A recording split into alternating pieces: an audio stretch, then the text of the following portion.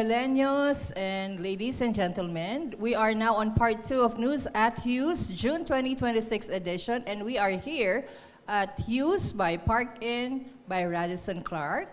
Thank you for joining us. And before we proceed with introducing our guests, we'd like to acknowledge the presence of all PBC members present here. And again, we'd like to thank SSS for joining us on the first segment.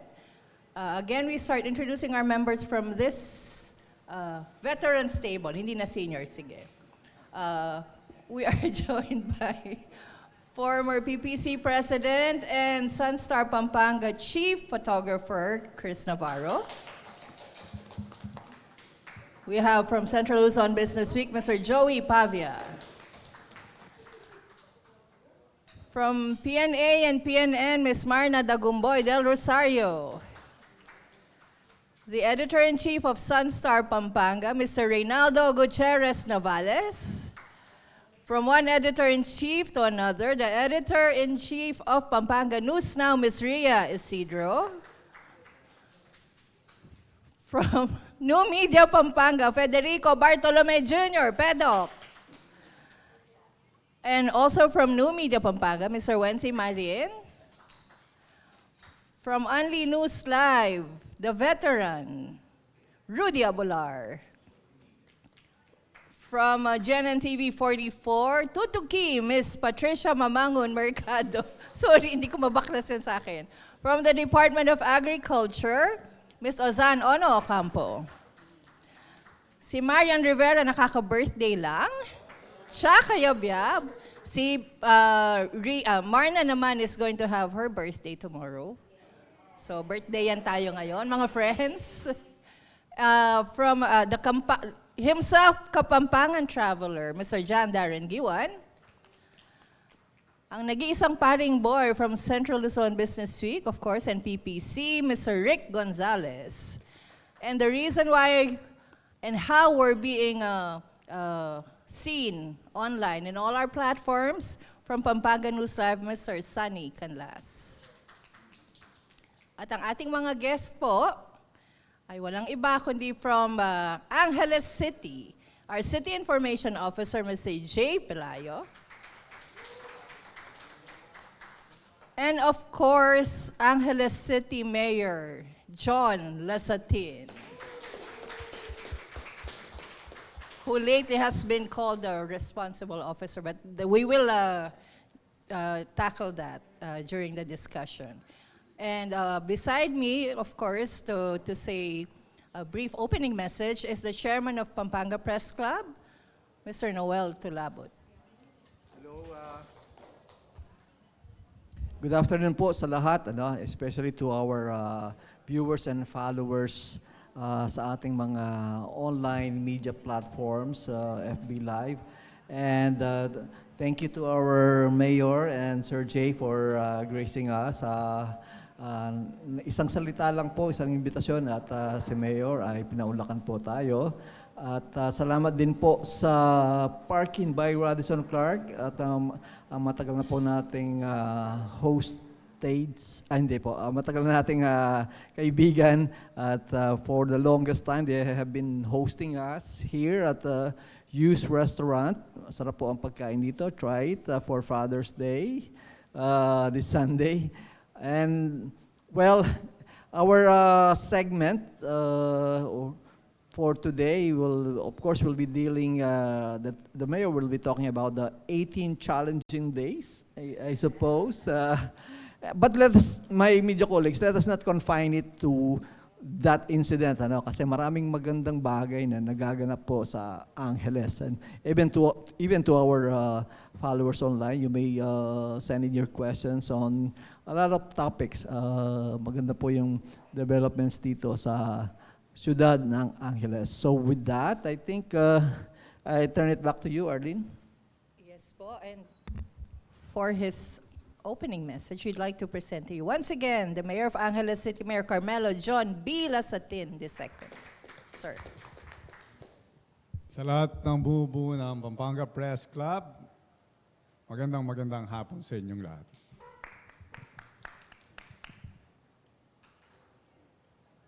Do we start this with questions?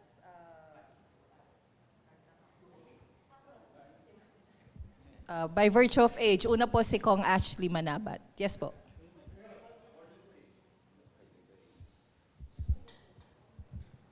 We're all waiting for the result of the investigation. Ano namang nangyari sa investigation ng Balibago building? Yung cause ng collapse. One is, syempre premature pa na makakapagsabi ako kung anong resulta. But kaninang umaga, nandyan na po ang mga private structural engineers po natin na pumunta na po sa site kaninang umaga para i-check kung ano ang possible na pwedeng naging sanhi ng pagguho po ng gusali. So far, siyempre, hindi pa ako makakapagsalita. Wala pa naman konkretong binibigay po sa atin. So hinintay muna natin matapos yung clearing operation at doon pa lang po makakapunta ang mga iba-ibang kasamahan natin na mapa-DPWH, mapa-private entity na pinapangunahan ng mga structural engineers of the Philippines. At siyempre yung kaantabay din natin yung City Engineers Office para tingnan yung mismong lugar kung saan po nangyari ang pagguho ng gusali para i-check yung mga natitirang debris, lalong-lalo na yung pundasyon po ng sirang gusali.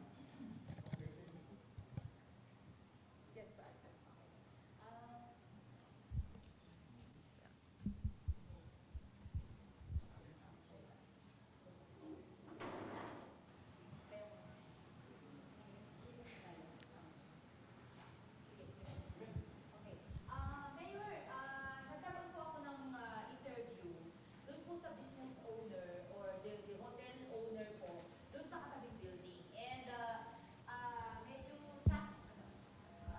sasayising lang po din because until now, hindi po nila alam kung kanino po ilalapit or saan po sila hihingi ng tulong. Kasi nga po, ang nangyari, yung building nila talagang nasira and definitely na-stop po yung operation. So ang concern po nila, sino po ang magpapagawa, sino po ang kumbaga may responsable po dun sa business nila. And of course, not only them po, may mga iba pa pong mga negosyo na naapektuhan. Sino po daw ang aako doon? Yun po yung tanong nila. Kung titingnan po natin, sila yung tinatawag natin na mga indirect victims. Siyempre, pag titingnan po natin sa nangyayaring investigasyon, kung makikita po natin, siyempre may liability ang owner pa rin at contractor ng guhong gusali. Kaya nga binibigyan natin sila ng mga legal advisor para makatulong kung sino man ang pwede na lang lapitan. Para alam nila kung anong gagawin nila, alam nila kung anong proseso para kasi sila ang magiging po natin, mga claimant dito sa na mga indirect nating mga victims. Kaya nandito naman po ang lokal na pamahalaan para i-assist sila dun sa proseso o procedure na gagawin nila. Parang sa ganon, alam naman nila yung kung saan sila pwedeng humingi ng tulong at kahit pa paano makompensate. Hindi lamang po yung mga owners na nandito rin yung mga nawalan ng trabaho. At kung titingnan nyo, yung perimeter na kinordon natin, kasama po yan sa lahat ng mga indirect victims po ng naguhong gusali. In addition to that question, habang isinasagawa yung clearing and rescue operations, umikot na po ang lokal na pamahalaan kasama ang yung ating active o yung Angeles City Tourist Information and Visitors Engagement at yung ating Angeles City Tourism Office. Nag-ikot na po sila doon sa surrounding areas ng gumuhong gusali na sinasabi ni Mayor na mga indirect victims. Na ikutan na po sila at patuloy yung ginagawa nilang assistance sa coordination sa mga national agencies na maaring makatulong doon sa kanilang mga pangangailangan ngayon.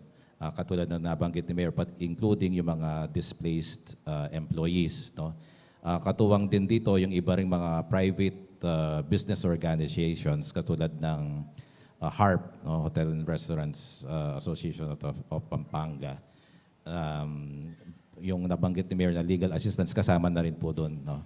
So patuloy po yung coordination ng lokal na pamahalaan doon sa mga, not only doon sa mga direct victims, but also doon sa mga surrounding communities.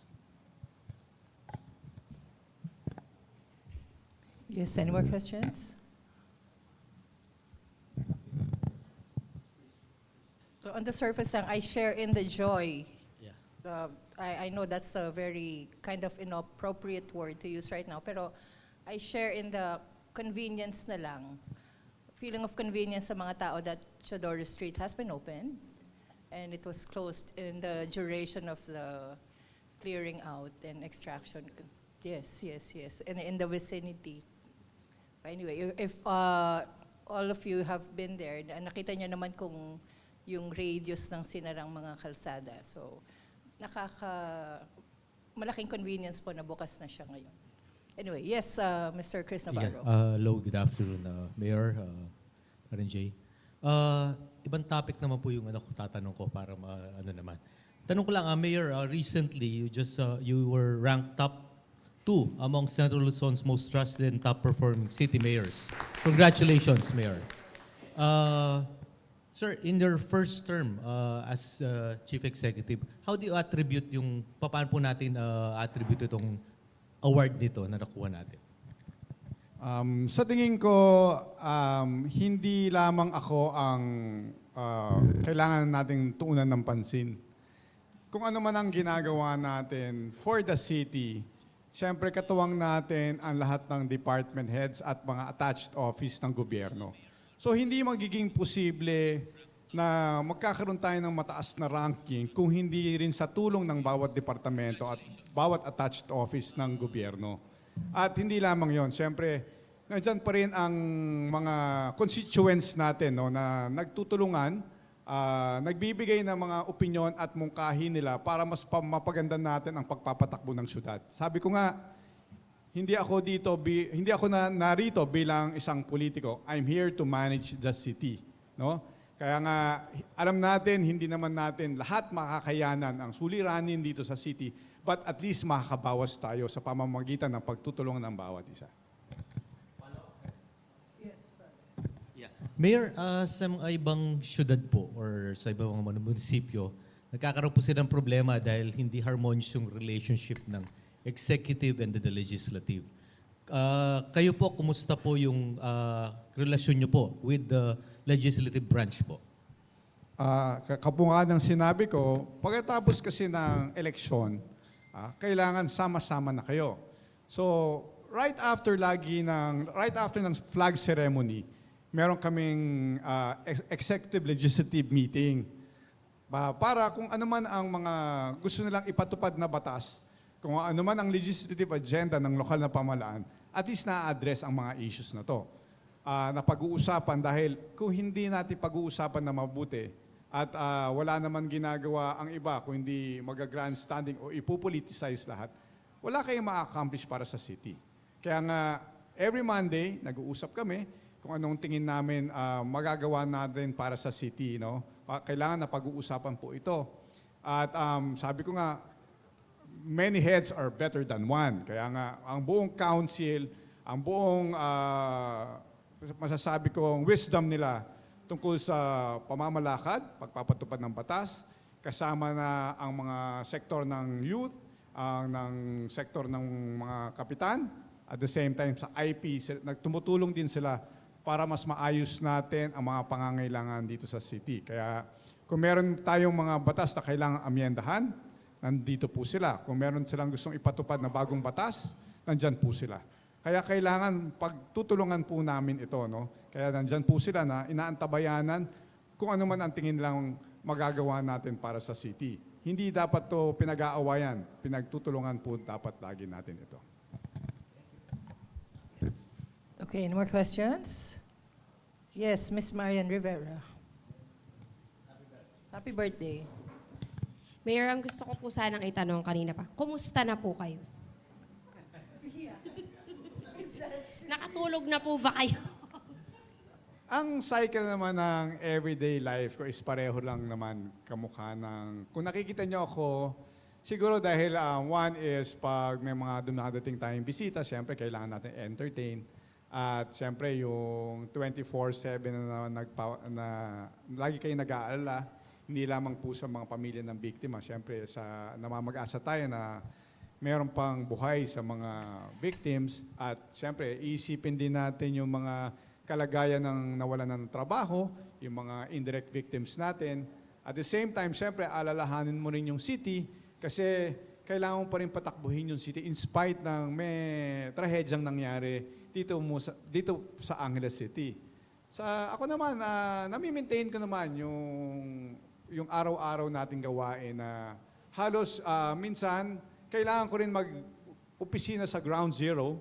So doon ko dinadala ang mga ibang kakailanganin nating dokumento at doon na rin kami nag-uupisina. Kasi pag ikaw ang responsible officer, kailangan lagi ka nandun sa mismong ground zero para antabayanan mo kung ano man desisyon na pwede natin gawin para hindi na sila nangangapa doon sa gagawin natin operasyon. Thank you po, Mayor. Follow up, please. On the brighter side naman po, ayan, sumikat na po ang araw. Nakakuha po ng SGLG for Good Financial Housekeeping ang Angeles City Government. Ano po kayang ibig sabihin nun? Ano po ang pinapatunayan nun, Mayor?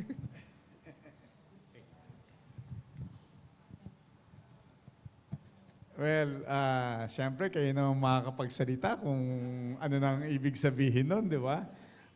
Hindi ko naman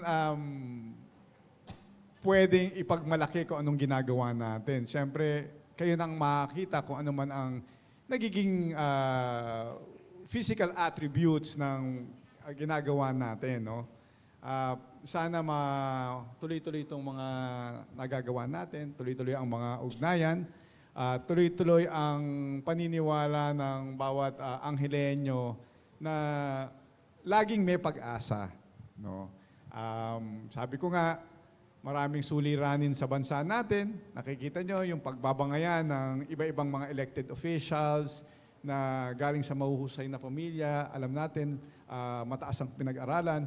Pero kung pinag-aawayan, kung panay pamumulitika ang atupagin natin, wala tayong natatapos. No? Kaya dito, ang importante yung pagtutulungan. Kaya nga, marami tayong nagiging unpopular decisions. But yung mga unpopular decisions na yan ang minsan nagiging malaking mensahe na kasi minsan pag nag-i-impose ka ng mga unpopular decision, yun ang pag-i-impose ng disiplina rin. Kasi tayo minsan kung ano yung nakasanayan natin, kung ano yung nakaugalian, kahit na mali, nagiging tama dahil sa taong nakikinabang. Kaya ang ginagawa natin, patuloy lang. Basta importante at the end of the day, kung ano man ang desisyon ang gagawin ko, alam ko tama. At kung magagalit man sila sa tamang desisyon, wala na akong magagawa doon. Ang importante lang, maging halimbawa na lang sa younger generation na kahit papano, hindi natin pinupoliticize yung mga bagay-bagay. Kung hindi, inaayos natin yung sistema para doon sila matuto. No? Na maging halimbawa sana tayo sa nakakarami para sa mga susunod na henerasyon. Meron din silang gabay o meron silang matutularan dun sa mga programang gusto natin ilunsad para makatulong at maging makabuluhan naman sa susunod na henerasyon. The art of dead man na yun siguro. Hello po. Yes, Dahil, Ms. Rhea Isidro of PNN, please. At dahil magka-birthday tayo, Mayor, ano ang wish mo, not for yourself, but for Angeles City?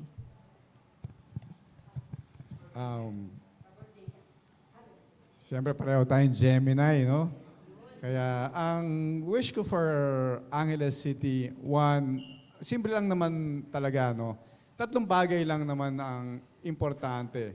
Unang-una, sana sa lahat ng Angelenyos, no, dapat may takot yan sa Diyos. Pangalawa, kailangan lang maging makabayan at makatao. No?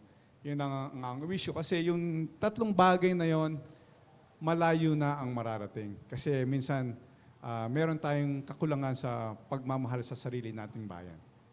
So, yan ang wish ko na sana mamulat tayo na hindi lamang ang sarili natin ang inuuna natin, kundi yung kapakanan na nakakarami.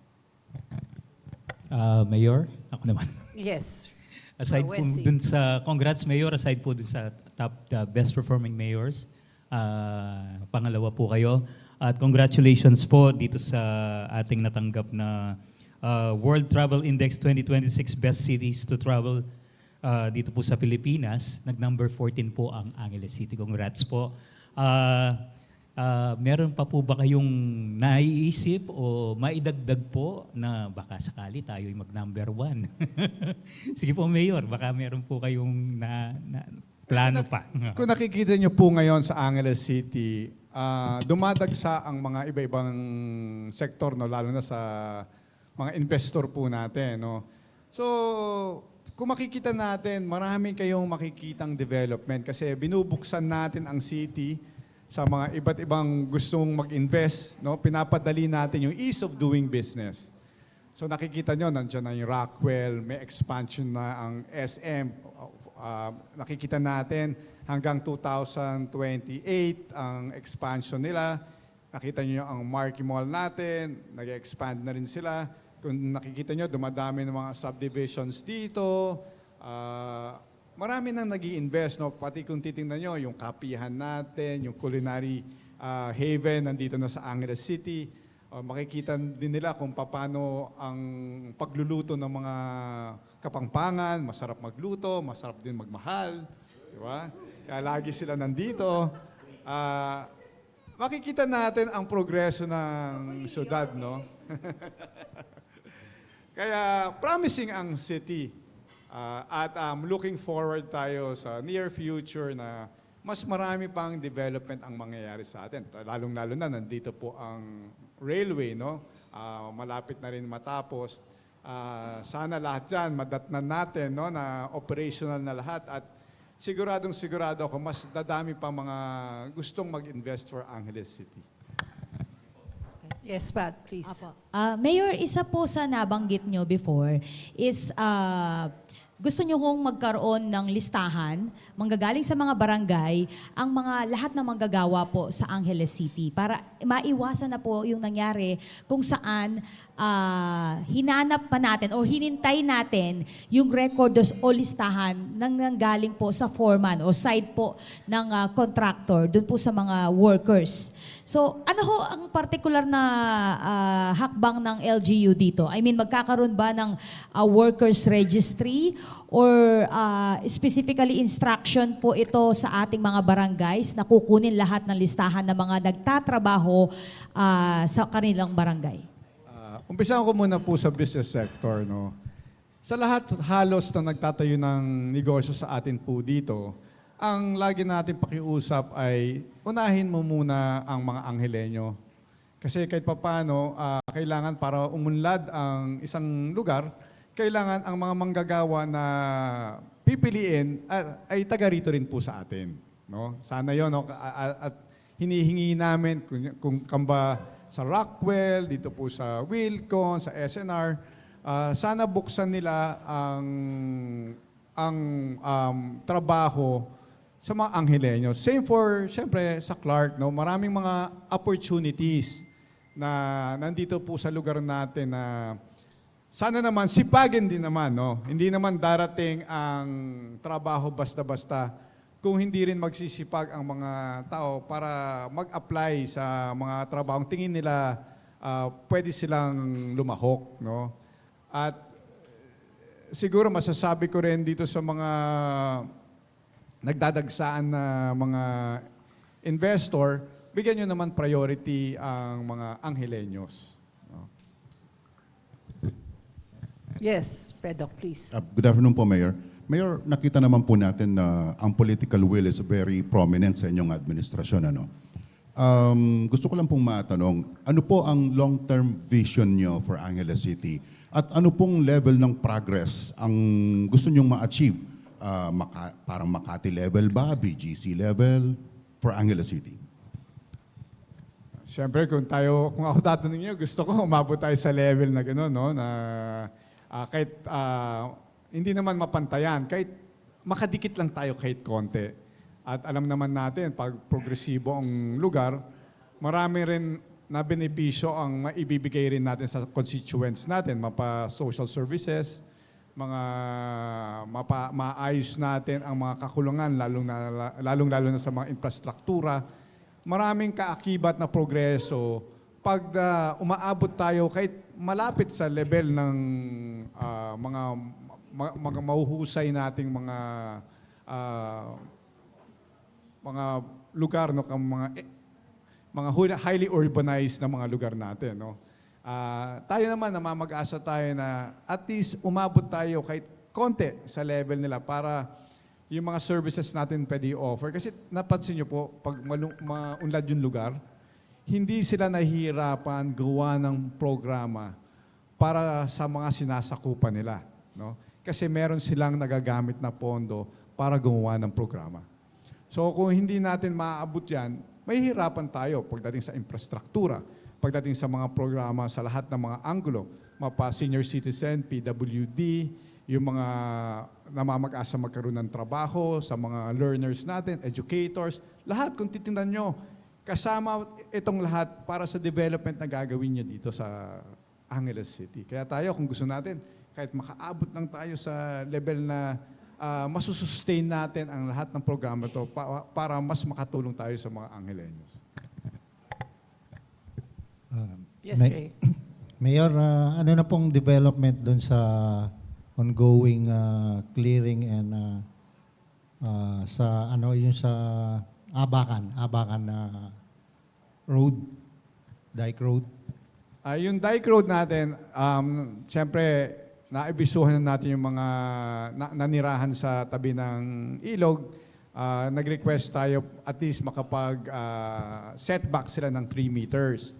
Ngayon, hinati natin ang pag-ayos po ng Abacan Road Dike sa dalawang anggulo.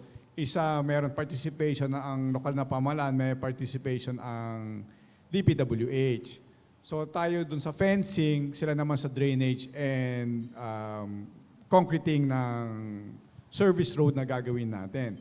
At yung service road na to, magkakaroon ng access road sa mga iba't ibang barangay, yung 14 barangay, hopefully no, yung 14 barangay na magkaroon tayo ng access road sa kanilang mga barangays. No?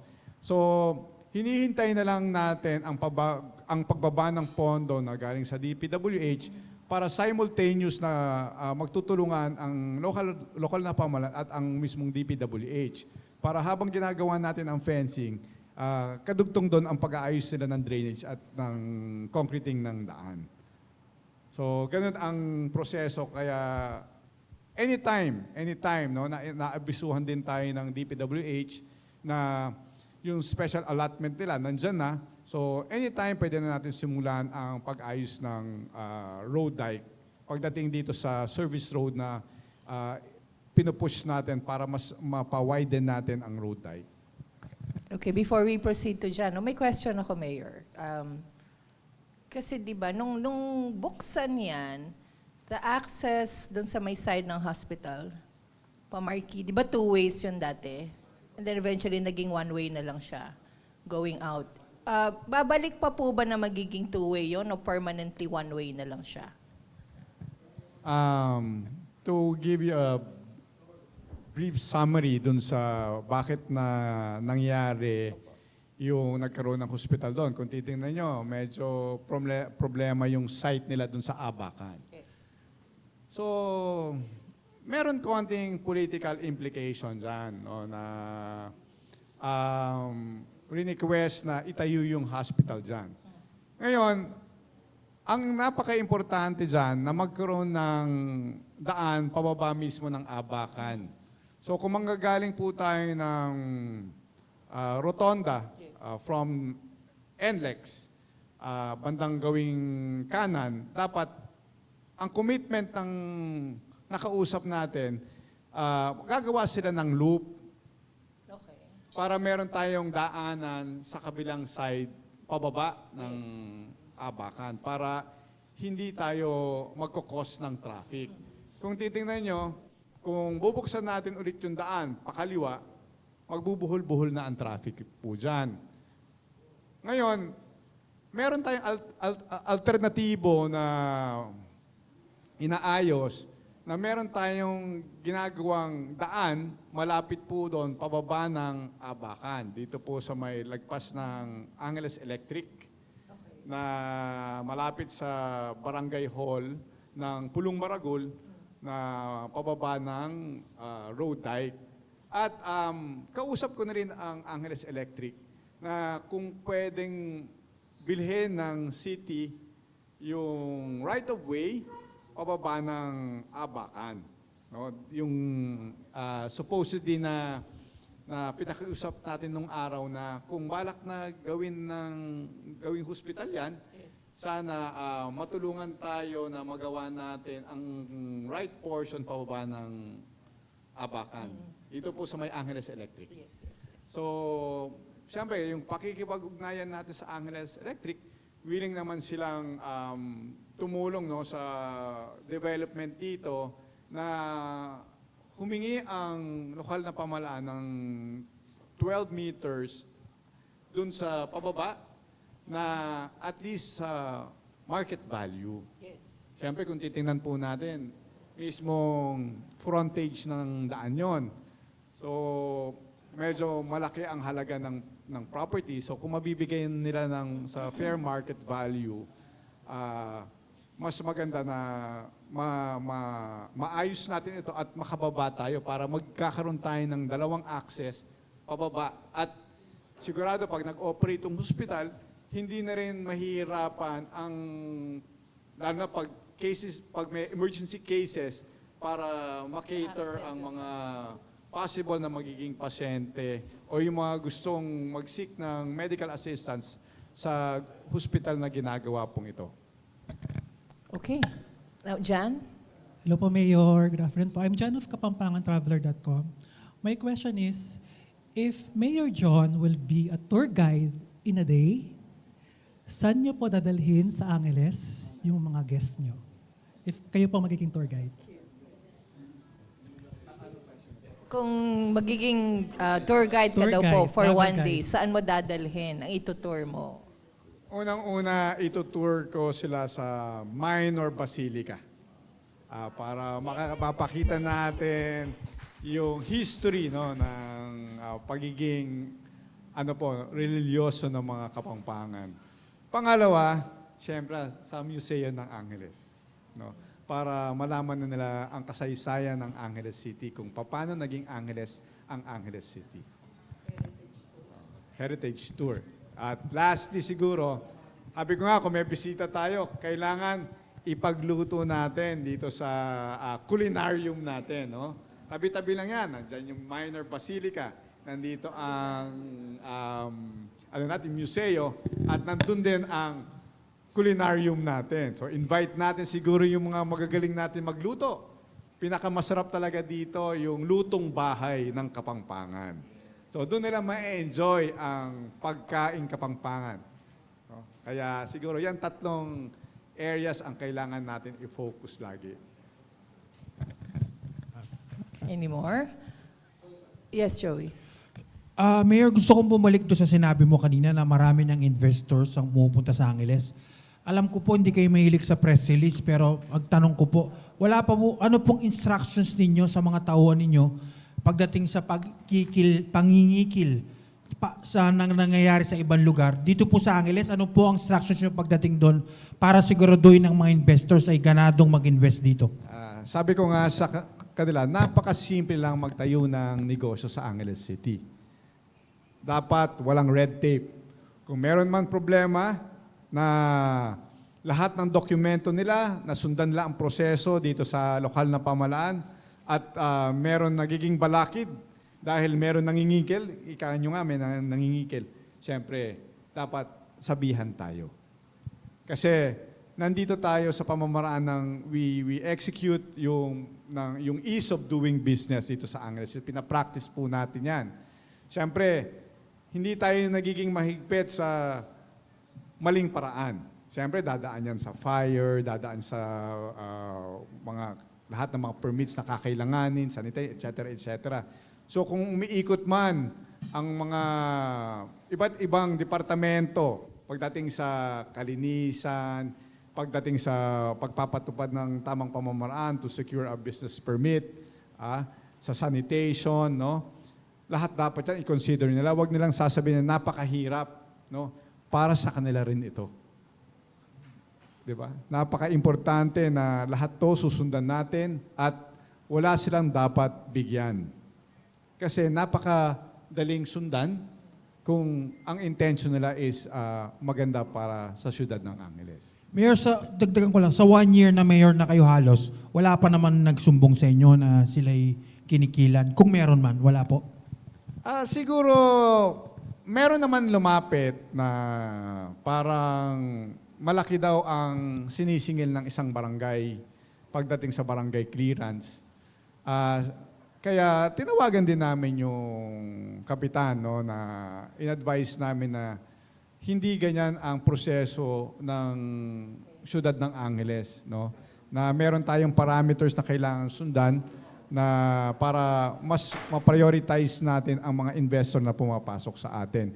Nako-call naman natin yung attention. Minsan, sabi ko nga, minsan meron nakaugalian, nakasanayan, yun ang mga unti-unti natin tinatanggal.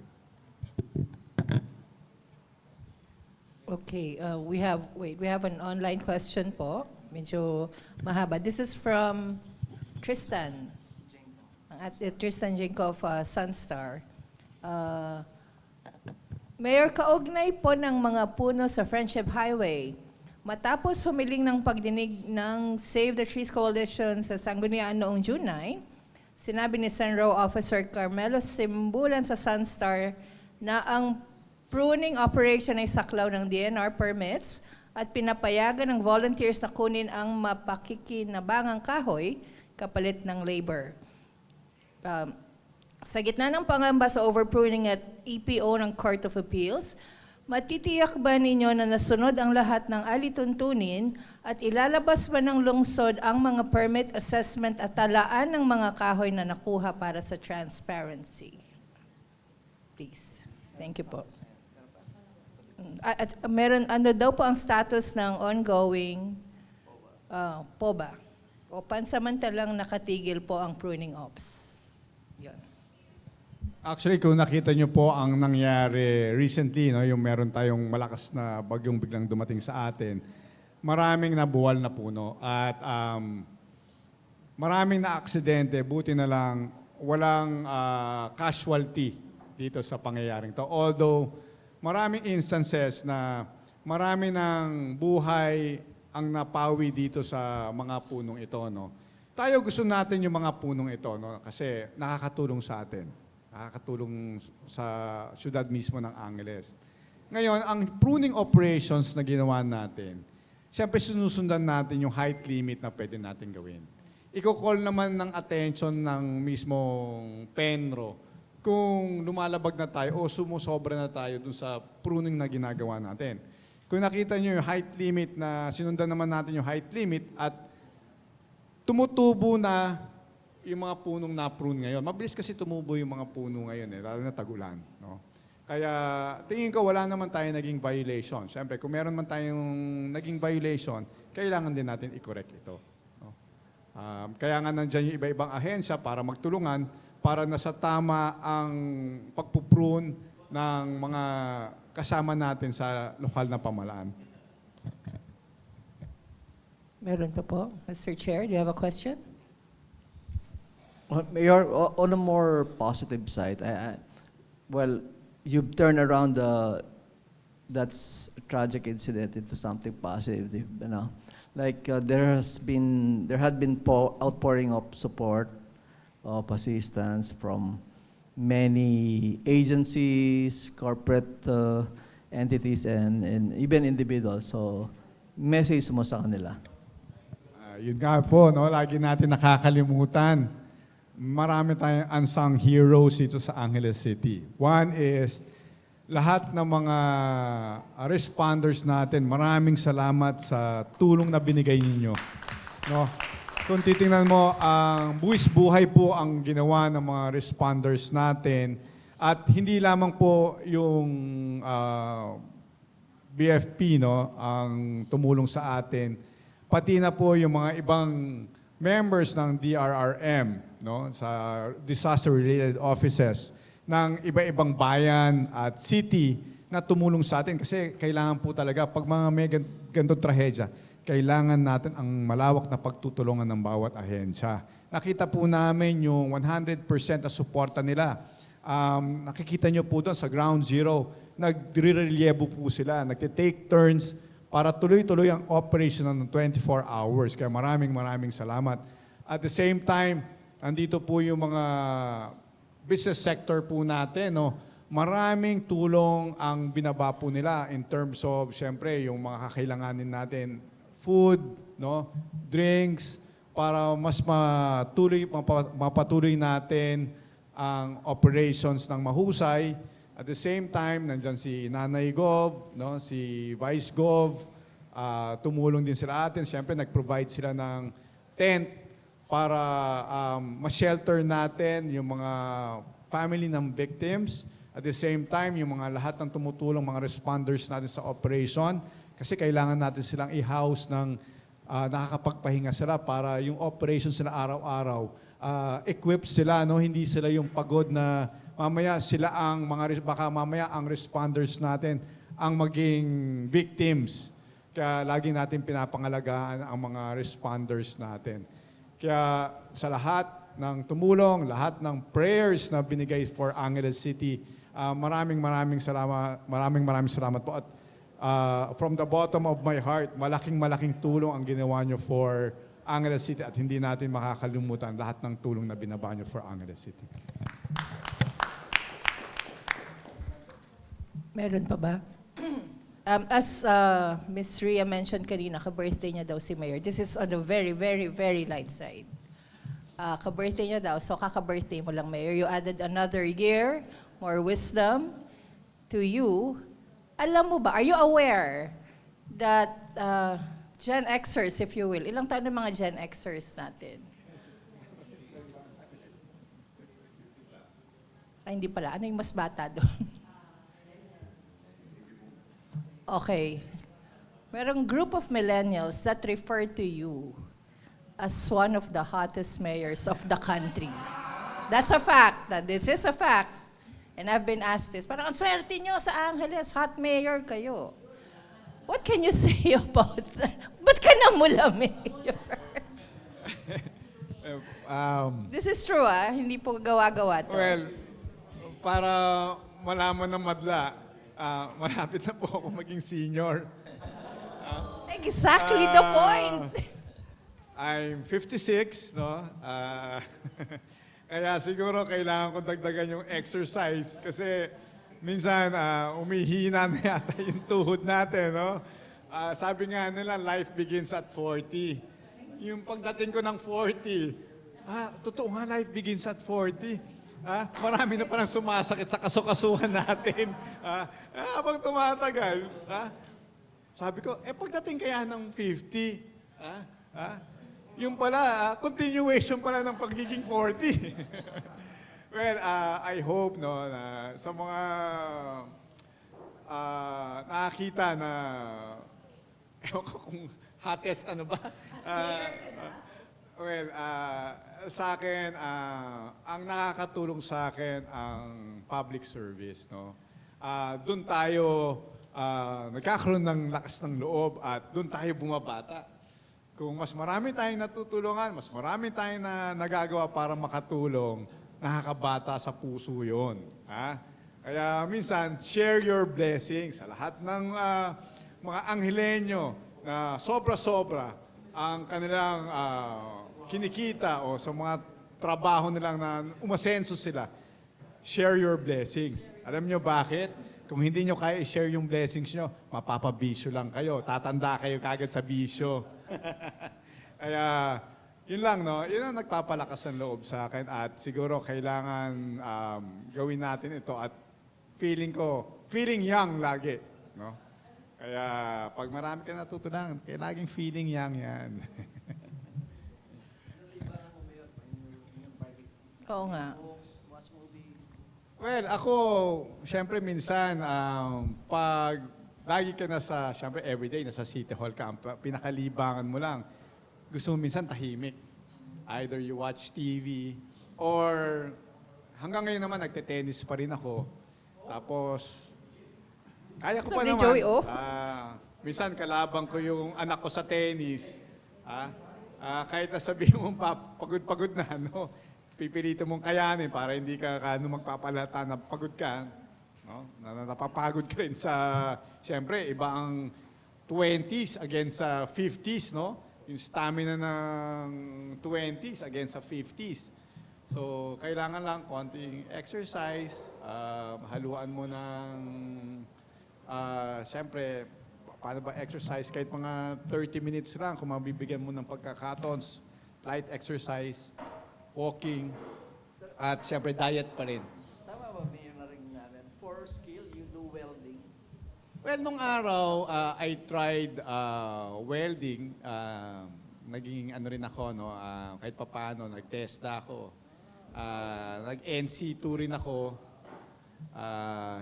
Practitioner din ako ng welding. Nag-try ako mag-welding. Marunong din ako kahit papaano nang naintindihan ko ang paggamit ng SMAW, MIG, TIG.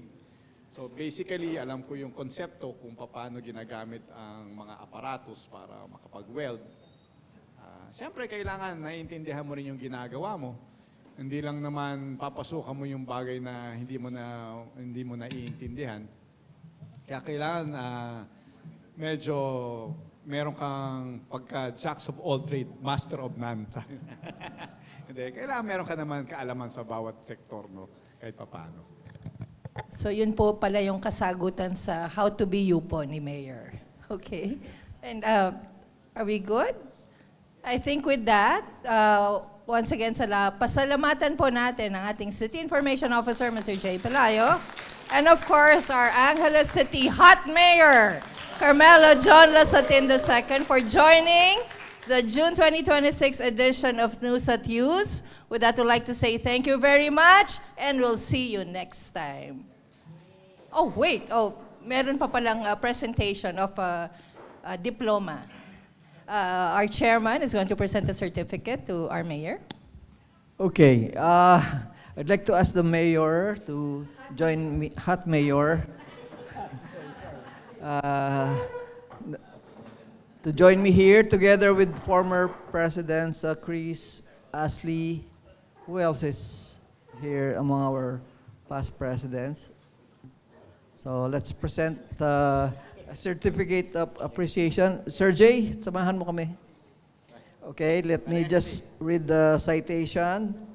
The Pampanga Press Club presents the certificate of appreciation to the Honorable Carmelo John Lasatin II, Mayor of Angeles City, for dedicating time to meaningful discussion of issues and concerns with members of media, particularly in News at Hughes, a media forum of the Pampanga Press Club, given the 16th day of June 2026 at Park Inn by Radisson Clark, Clark Freeport, Pampanga, signed, Missing in Action, Lincoln Baluyot, President.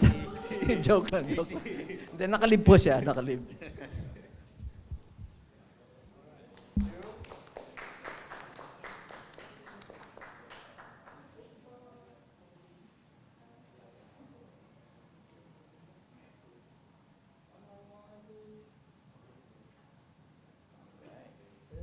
Okay, for our customer, one last right, Mayor.